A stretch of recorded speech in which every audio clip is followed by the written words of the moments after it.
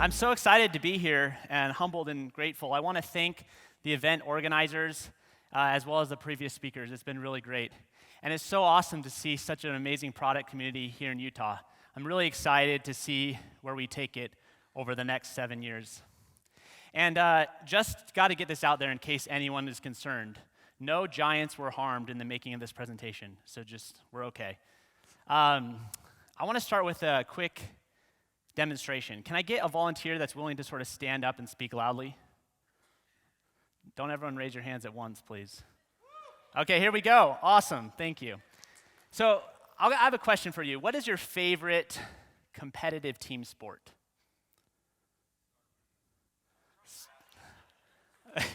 I'm glad you chose basketball and not StarCraft, because that would have made my demonstration a little bit difficult. Okay, so basketball. So you're one person. In this room is about 750 people. So we won't change the rules of basketball too much, but you get to be on the court, and you have to play against 5 people in this room for a full game. What are the odds of you winning? So they can sub out. They can't put 750 people on the court at one time, 5 on the court, but they can sub out for an entire game, and it's you the entire game. I'm going to say the odds are really low. I'm sure you're a great basketball player, but 5-on-1 for 45 minutes of consistent play, probably pretty low. The reason why I share this example, you can sit down now, thank you so much. The reason why I share this example is because in the market all the time, startups win against competitors with similar odds. So here's an example that we all are pretty familiar with. So this is Airbnb. This is the amount of cash that Airbnb had in the bank circa January 2009. This is the amount of cash that Marriott had in the bank, $134 million. And this graph is not to scale at all. I'd have to multiply the length of this chart by about 750 for the graph to be to scale. And the odds of you versus one versus 750 people in this room, not to scale either. You need to multiply that by about 9. So it's crazy, crazy odds. But in the market, this happens. People find a way to win. How? How does this happen? Bit of an extreme example, but it's worth asking the question so you can think about how to better compete at your companies. So some common explanations that you oftentimes hear are things that people at established companies, they're rigid, maybe they're complacent, maybe even uncreative. Frankly, this might be true in very rare cases, but in the tech industry and most industries, it's just not that true. A better explanation, perhaps, is 2 things. And books have been written about this. It's very complicated, but it essentially comes down to 2 things. It's speed and flexibility.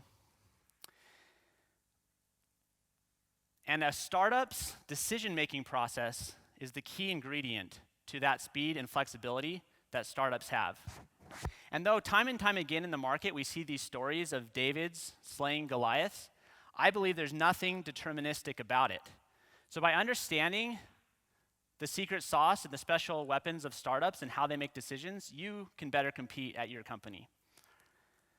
So my name is Jeff Whitlock. I'm the co-founder and CEO of a local startup here in Utah.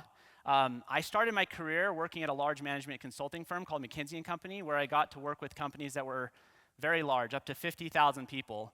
And now I'm working at a company with a handful of people. So I've seen the entire spectrum, and I can tell you that the decision-making processes at companies that are very large and established versus tiny startups are very different.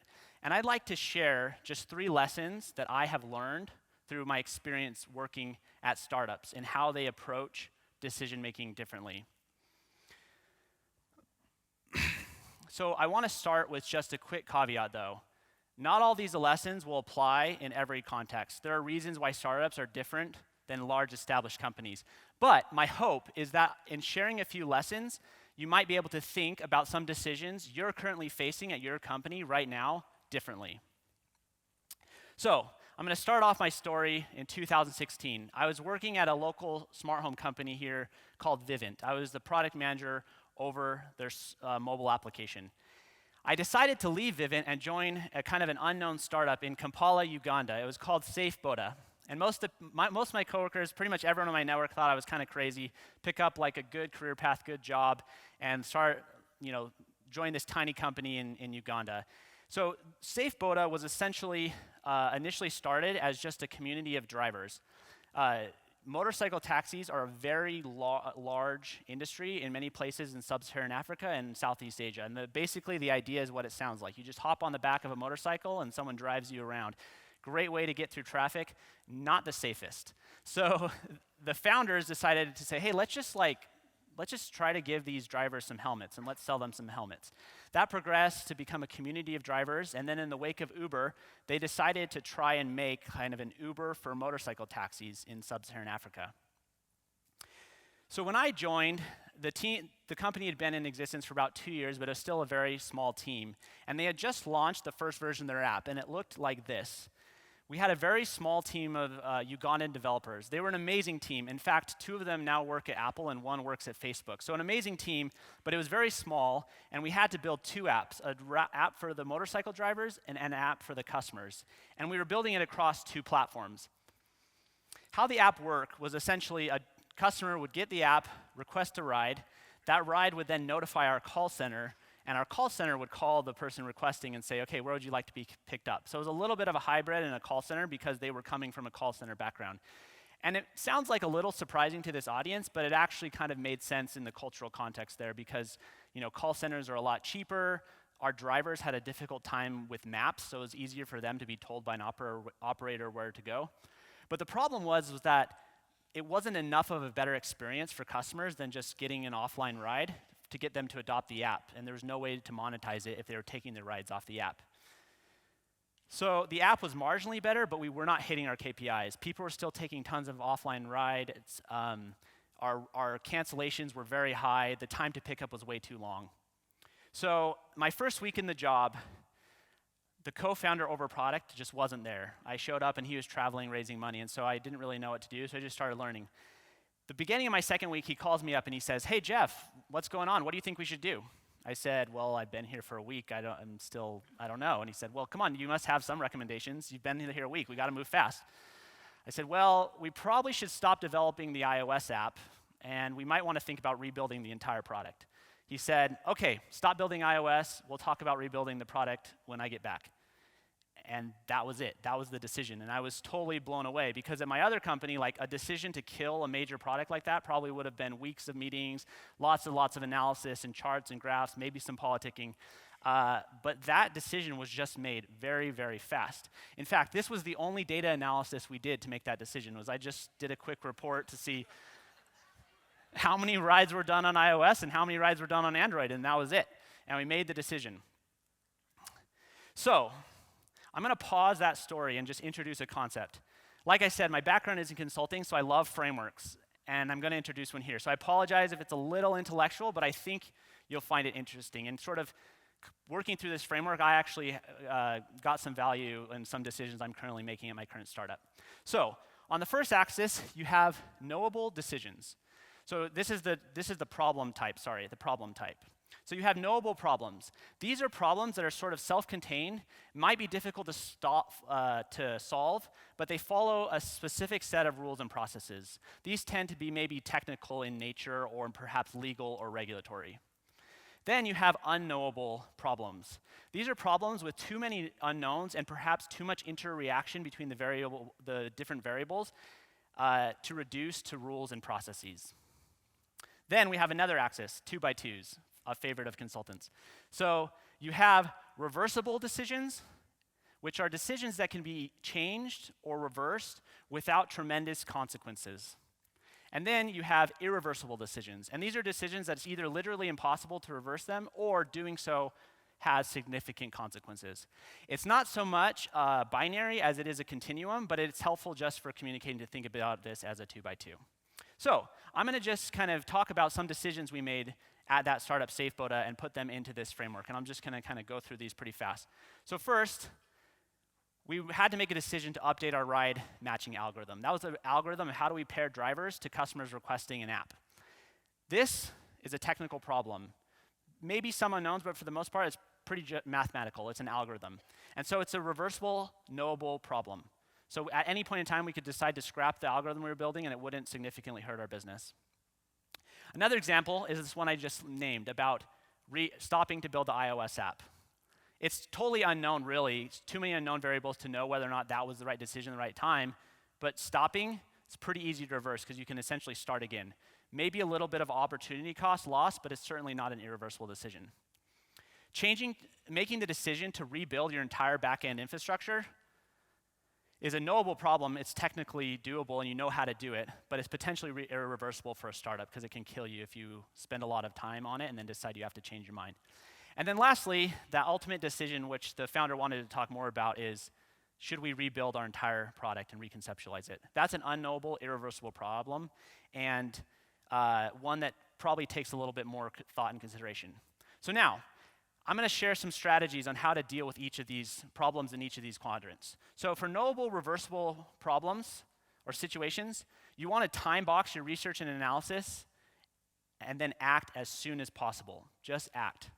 It's a low-risk decision. For unknowable, reversible decision, the goal here is to try to run multiple experiments to try to establish patterns and gather evidence, and then act fast on the best available data.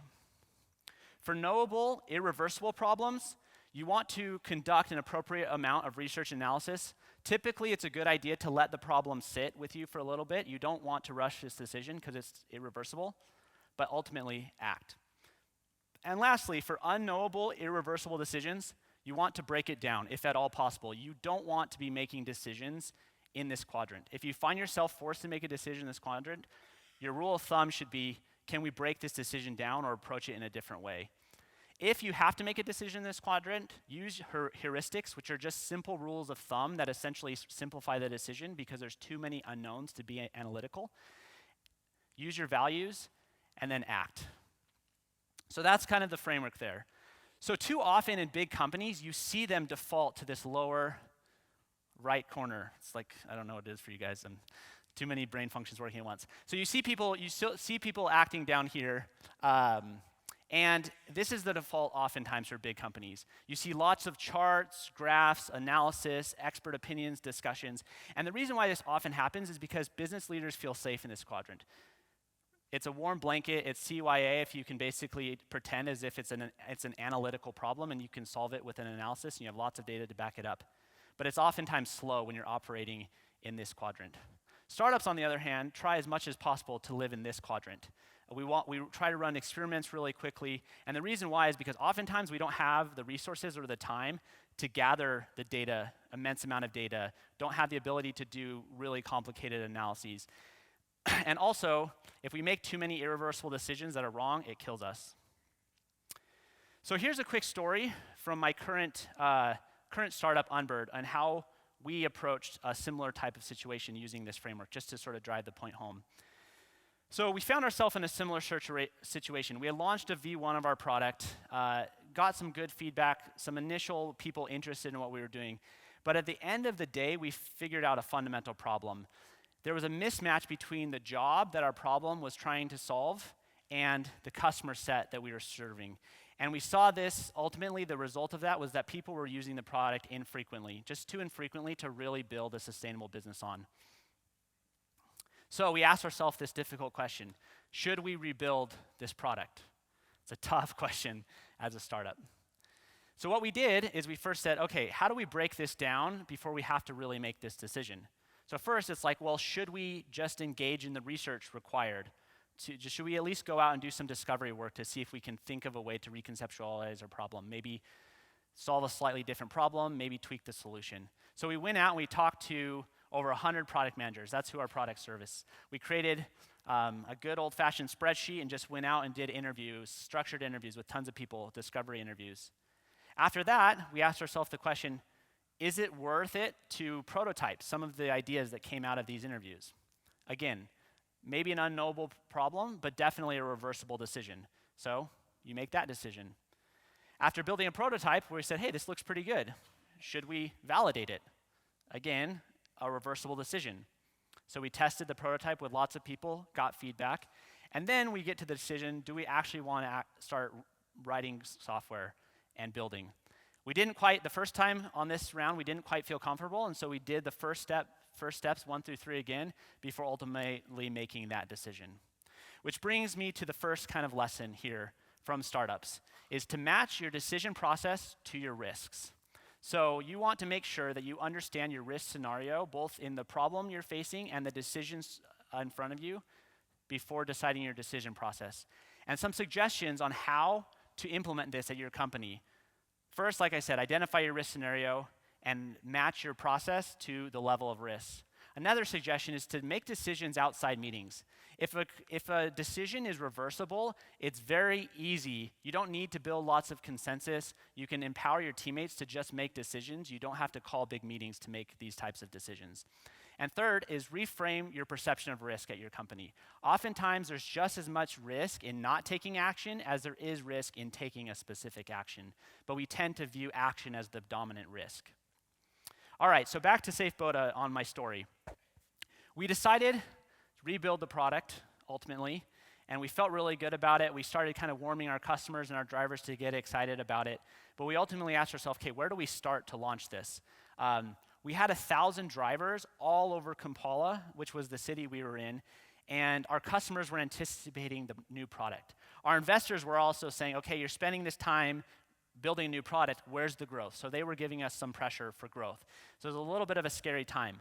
But at the same time, our product also was risky. It was brand new. We were rebuilding it. And we had a lot of operational challenges to overcome.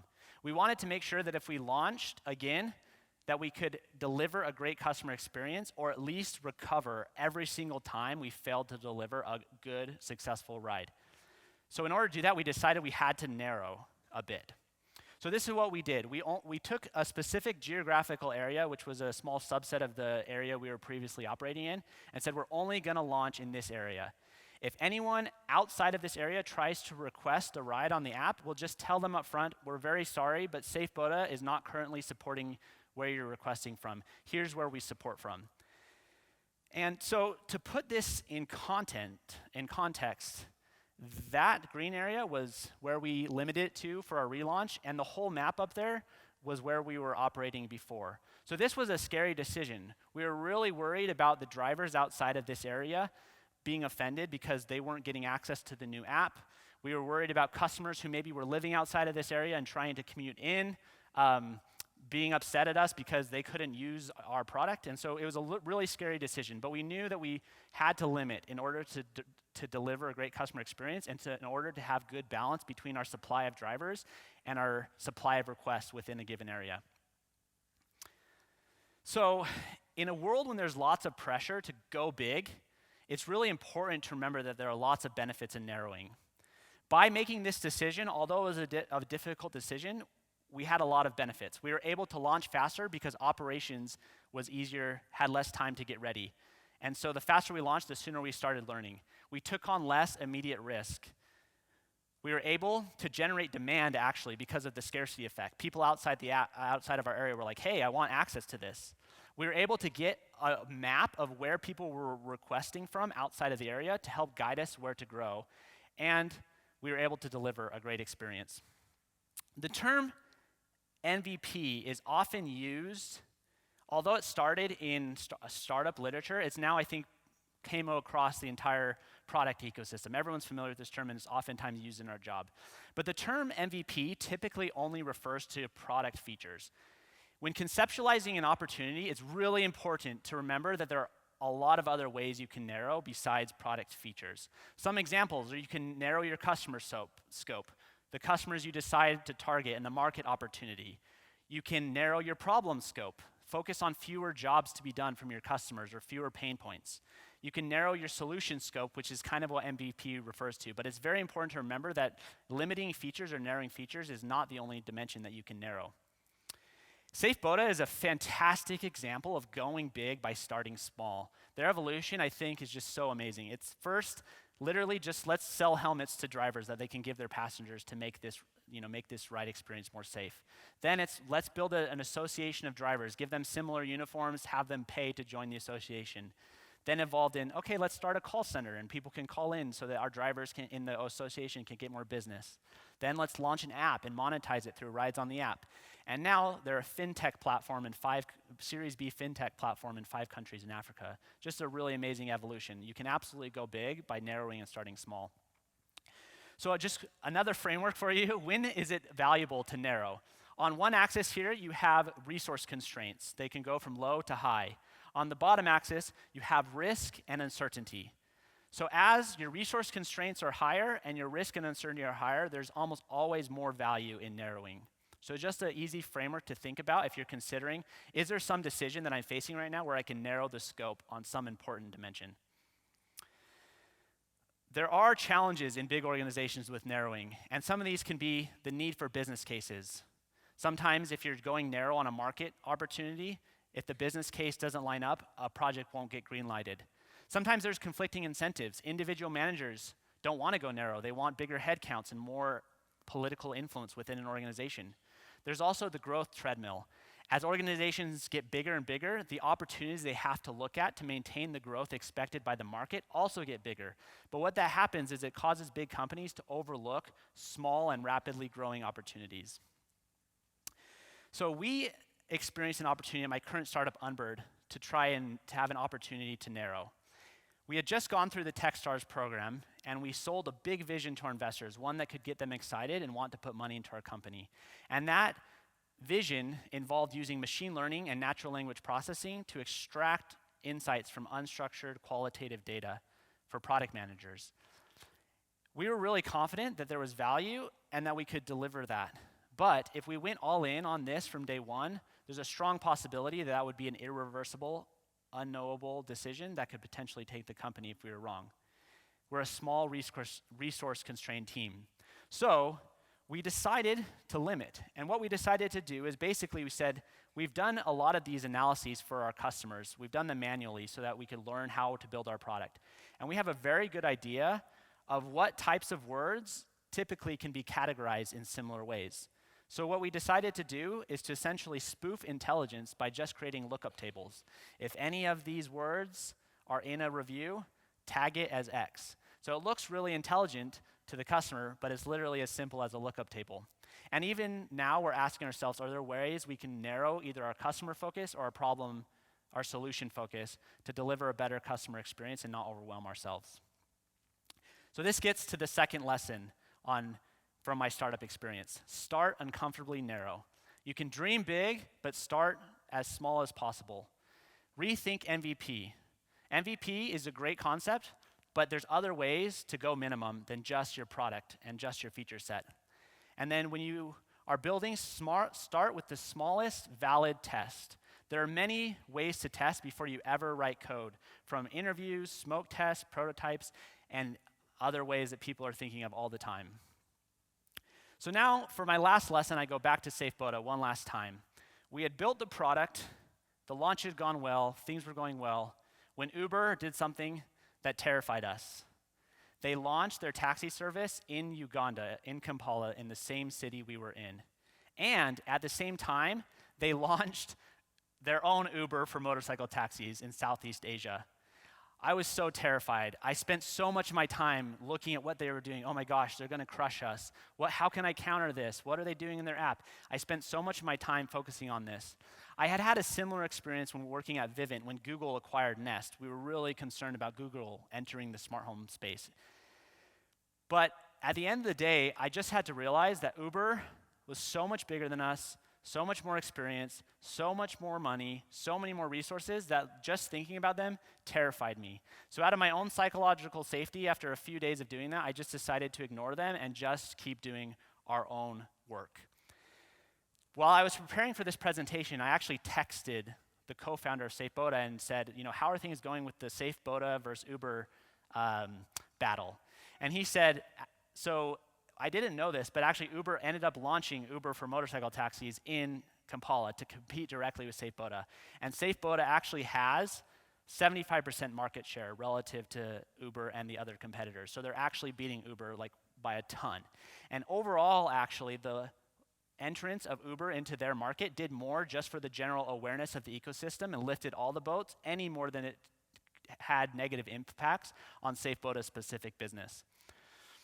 So a lot of times when we're building products and making product decisions, I think there are three areas where we sometimes misplace our energy. The first is competition, looking outside of what we're doing and looking at what competitors are doing. Certainly there's value to this in certain contexts, but there's diminishing marginal returns, and those diminishing marginal returns come very, very fast. The second is time, planning too far ahead into an unknown future. And the third is optionality, trying to create contingency plans and other options in case the path you're going down doesn't work. Again, there are minimal value in each of these thought processes when making decisions, but they're quickly diminishing. The reason why is because your competition, it's very hard to judge a book by its cover, and especially when that cover is always selling and trying to make the outside look very good.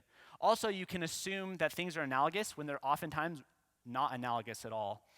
And there's huge opportunity cost because every minute you spend looking at a competitor, you're not listening to your customers.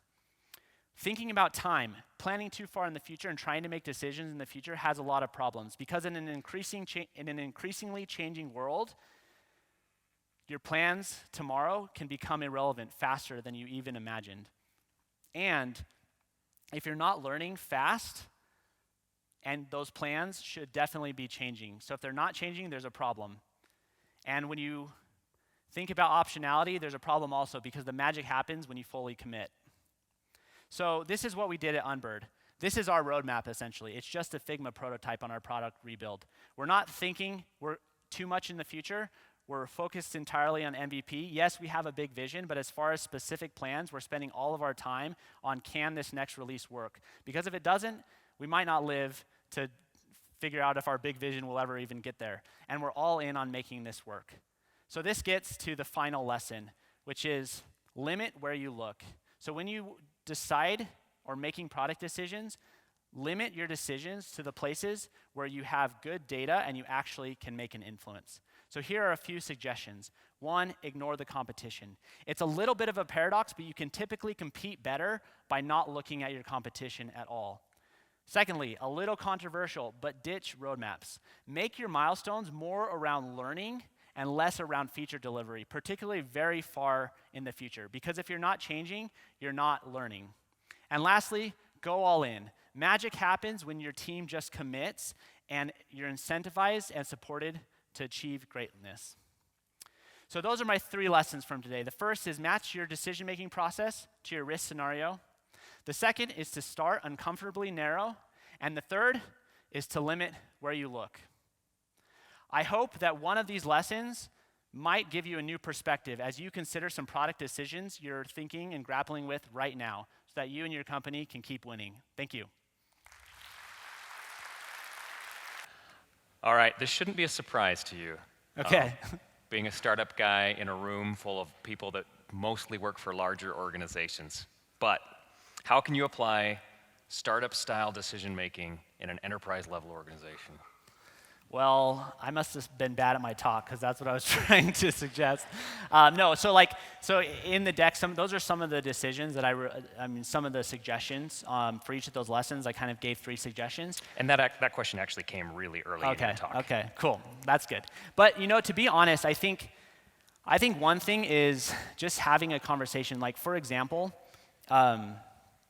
if at Vivint when I was working, I think it would have been so awesome if some of the product leaders would have said, hey, what are some of the most exciting startups right now in Utah Valley? Let's go visit them and just hang out with them and see how they make decisions.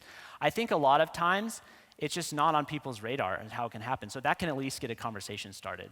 That's a great suggestion. Surround yourself. There's a book that was just released called The Proximity Principle. Yeah, exactly, totally. I mean, it's just you're so oftentimes so distant until they're right in your rearview mirror ready to disrupt you.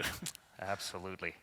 All right, there were 2 questions that were very related, so I'm going to ask them to you together. They're all related around the irreversible, reversible, knowable, unknowable concept.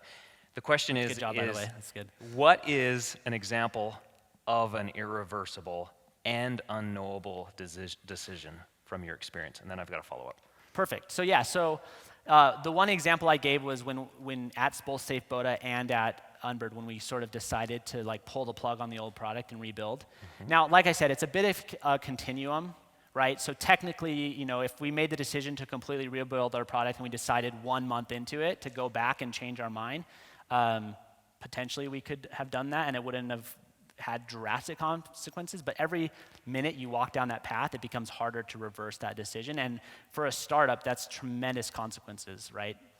So that would be an example. And I think the key differentiator and the way to think about this is for unknowable decisions, it's not about analytics. I mean, sometimes there's value in basic analytics, but it's more around values, heuristics, and experience, and less around doing an analysis. Because the whole purpose of an unknowable problem is you can't solve it analytically. Very good. And the follow-up then is, does your entire organization use this framework and understand what it means for a decision to be knowable, reversible, or is this just the framework you use personally? Yeah, so it's a great question. So what's super interesting is when preparing for this talk, it was a great opportunity to reflect on my experiences. So I kind of basically did a mashup to create this framework between the whole one-way, two-way door decision and this concept of it's not complicated, it's complex. It's a book that recently came out. So I sort of read that book and then thought about this other and sort of combined the two into a mashup. And so when I was doing that thought process of putting together this framework, it just really helped me reframe some of the current decisions I'm working on at my startup. And so we actually used the framework to talk through some decisions in a team meeting yesterday. Oh, yeah. So thank you, Front, for helping us. I'm glad we could help. Yeah, it was awesome. Next question from Alex. It's an interesting, by the way, it's a case study conference, so I'll tell the story. So the question basically is around growth. In startup conversations, there's a big conversation around what's your growth channel. And so my point of view is actually the growth channel conversation is happening at the wrong level. It needs to be brought up to a higher level of abstraction, because in the channel conversation, people are comparing things like sales and LinkedIn marketing. And my argument is basically it's really difficult to run an experiment in sales and then also run an experiment in LinkedIn if you're actually making a decision between those two channels, because a sales experiment requires such an investment that it's really difficult to back up. So instead, you have to decide about what's your general orientation. Are you a sales-led company? Are you a marketing-led company? Are you a product-led company? Or are you a community content-led company? And so that was the decision that we were trying to make that we applied this framework to. Have you made a decision? Yeah. We're going to try to be product-led. That's the orientation we're picking, and maybe it's somewhat reversible, but we're going all in on that orientation. That's great. Great. From Alex, when you decided to start researching and testing against whether or not to rebuild Unbird, you said you would ask yourselves if you should move on to the next step or not. For example, should we start prototyping? Right. What were some of the factors that you considered when making that decision specifically? Yeah, great question. I mean, so it's funny because in a startup, when you have 3 people, even just the effort to go build a prototype and actually do it good enough where it's a high enough validity, because I'm not really a designer by trade, but I am the designer on the team. And so it's if I'm spending time building prototypes, that's things there's a lot of things I could be doing. And so there is an opportunity cost. So we actually did make each decision discreetly. And the things we considered was just, what did we learn in the previous milestone? Did we learn enough to make us think that there was a vision, an opportunity, and a path ahead that's exciting enough that dealt with the problems that we were trying to address in the first place? Yeah. Okay, and our last question, we got a minute and a half. Cool. Ditching traditional roadmaps and dates sounds great. Yeah. But marketing and sales want dates so they can sell the product. How would you recommend dealing with that? Good question. Maybe the last presentation, Lauren's presentation, might have some solutions to that question. But obviously, like I said, there are important differences in the context between startups and large companies. Yeah. And so I think maybe in some companies, roadmaps are just an occupational hazard. They're required. But I think having the orientation of recognizing that the world is changing so fast that something that you planned, even a quarter out sometimes, certainly a year out, is probably going to be wrong and made with a lot of, either the context has completely changed or the data you've collected has changed so much that you need to constantly be evaluating these plans. Well, and it makes me think of the reaction to Nate's comment about dumping everything out of your backlog after that's older than 30 days. And my thought is, I think there are a lot of things out there that are recognized as requirements, that this is how product is built, or sales has to have that roadmap, or you have to have a backlog, or you have to groom it. I think it's important that we look at those things often and question them. Totally. a roadmap is not a value-delivering thing. It doesn't deliver any value to the customers, in as much as it's only there to help your process. And so sometimes if you're spending so much time maintaining a roadmap that you're investing in that and not investing in other activities that are delivering more value to the customer, it's a question you should ask. Like, is the juice worth the squeeze here, you know? Absolutely. And speaking of juice, it's lunchtime. All right, good segue. Thank you, appreciate it.